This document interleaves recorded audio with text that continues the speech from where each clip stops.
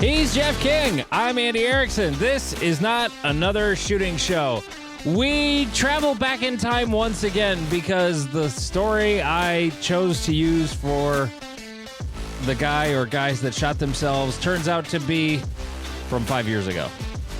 But I saw it on the Paracast. What's the app that the guy got arrested in Paris for?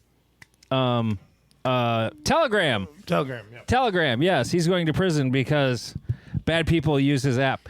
Well, he's not going to prison, but he got arrested. Anyway, Arkansas men, this is from April of 2019 in Memphis. This is from News Channel 3 in Memphis. Arkansas men were arrested for shooting each other while wearing a bulletproof vest. Oh, I remember this story. This one's fun. Yeah. Charles Eugene Ferris, who's 50, and Christopher Hicks, who's 36, were both arrested on charges of felony aggravated assault. The Benton County Sheriff's deputy took the initial report from Ferris to the hospital, where authorities say Ferris invented a story to cover for Hicks. Ferris said he was hired to protect an asset who paid him $200 to follow him into the woods at Hobbs State Park. Ferris said the pair went into the woods and met another man around 10 p.m. The man approached Ferris's asset when a gunfight broke out. Ferris said he was struck 6 times, but also managed to return fire before driving off with the asset. Ferris said the asset dropped him off at his vehicle and dumped his weapons and drove himself to Mercy Hospital. However, Ferris's wife arrived at the hospital a short time later and told investigators that her husband and Hicks shot each other while drinking on the back porch of their home in Rogers, Arkansas. Yeah. Well done, everyone. This one is one of those amazing stories because if I remember correctly, they were basically like exchanging shots at each other, and finally one of them missed. And that's why you had to go to the hospital? Yeah, because they were both wearing bullet-resistant vests, and they kept shooting each other until the alcohol and the low left jerk ended up making them shoot. Because it was actually an interesting case because they were trying to figure out, because it was consensual. Right. Is it assault? Like, I never heard about this story when it happened. And as soon as I read it, when the guy posted it on Telegram, I went and found it right away because he just posted like an image of the 2 mugshots of these 2 idiots. And I went and looked at it. I'm like, oh my God, would this be illegal in South Dakota? I think this is illegal in South Dakota. It could be. But I couldn't remember the laws exactly. Because I think the law I was thinking of is only for force other than deadly force. Right. If there is, it has to be, God, what is it? Like the mutual combat thing is without consent and legal justification or excuse. Right. So as long as there's consent, it automatically makes it okay. But I think that's only for force other than deadly force. Right. That's where, if we go back to those mutual combat laws, even in the states with mutual combat laws, it can't escalate to deadly force. So if you punch someone, they fall down, hit their head, and die, you have still committed manslaughter or murder, and you can't use mutual combat as your excuse. Right. Anyway, this story is wonderful. I mean, the best part is the wife narked him out. Right. She just showed him like, oh, Bill. Yeah. God damn. Yeah. Ferris said he had been wearing the vest when he asked Hicks to shoot him with a .22 caliber semi-automatic rifle. Now, it says .22 caliber. It doesn't say .22 long rifle, and this is something the media gets wrong a lot. Do you remember? I want to say if it was a .22 or was it an AR? I want to say it was a .22 because an AR at that distance, even if you had like it better plates, be it would really good plates to get shot 6 times. Right, and to drive yourself to the hospital, I'm guessing it's a .22. It's got to be a .22. Well, and also, so the vest stopped the bullet, but it still hurt and left a mark in the chest. Ferris became pissed because he was hurting from the shot and unloaded the clip into Christopher's back after Hicks put the vest on, according to the affidavit. Hicks only suffered from bruising from the gunshots. Ferris had initially told his wife he was fine after the shooting, It's but fine. complained. It's fine. He complained about the pain, so she told him to go to the hospital. They were later released on bond. I don't know what ended up happening, but apparently it's a Class D felony, punishable by up to 6 years in jail and a $10,000 fine.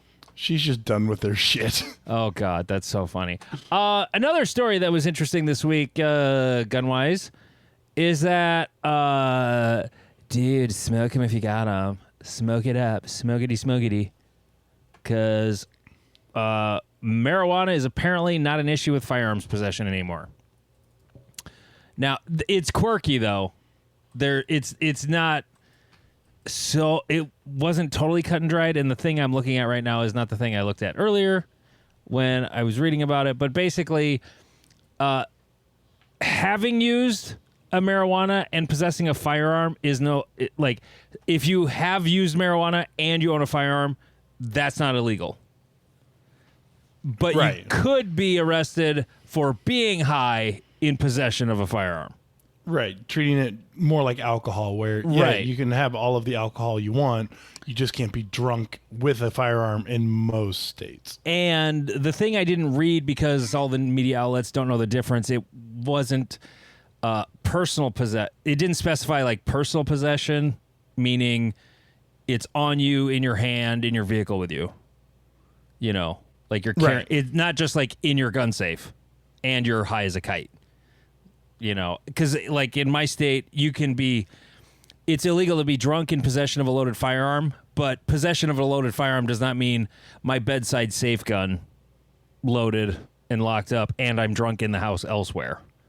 That's not what that possession means. So it didn't specify that, so I don't know if that's the case, but it's, you know, like marijuana, I think this is fine, you know, and there's plenty of people who are legally toking up and legally owning firearms, and there's a lot of gray area because federalism is fun. I was trying to explain federalism to a woman from England today, and it was not going well. Yeah, it's like, so you can literally cross a state being 100% legal, and then you cross an imaginary line, and you're now a felon that can go to jail for life. Yeah. And, like, this isn't even going from, like, a red state to a blue state. This is going from, like, a red state to a red state. You can 100%,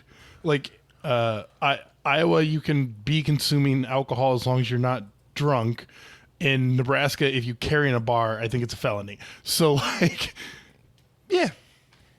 And in South Dakota, you can carry in a bar open.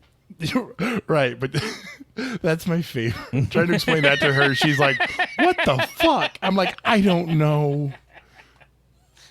I tried to explain that you can carry it without around in the chamber thing, and she goes, you people are weird. I'm like, I can't argue there. So things we have coming up later in the show, there was an article about the state rankings for gun owners in 2024. We're going to hit that. That's coming up. Also, what else? Match stuff, going to Free State, the Reddit.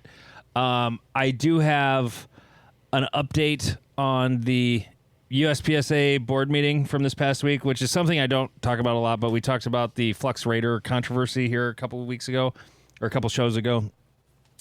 And if you did not watch the board meeting, it was brought up, it was discussed, the board members voted to allow its use and deny the ruling that Troy had written that would have specifically, my biggest problem with it is it would have changed the rule book without going through the process of changing a rule for competitor equipment, which requires member feedback, and like changes take a year or up to a year.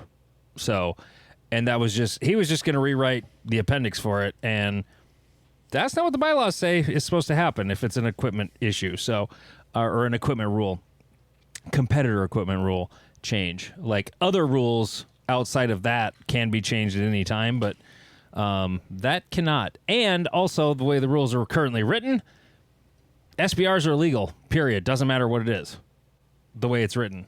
Right. So, and the board voted, I think it was 6-2 in favor of allowing it. So now if people want to, I'm sure the rules committee is going to come up with a better definition, because right now there's not really a definition for PCC.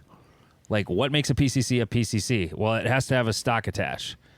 And the word handgun is used a lot in the description of it. And I would much prefer the regular nomenclature used by federal law to describe pistol versus rifle and short barreled rifle, and quit using the word handgun. There is a federal definition for handgun, but it's weird. It actually, a handgun under federal law has a stock or a short stock. So it's the term handgun should just not be in the rule book.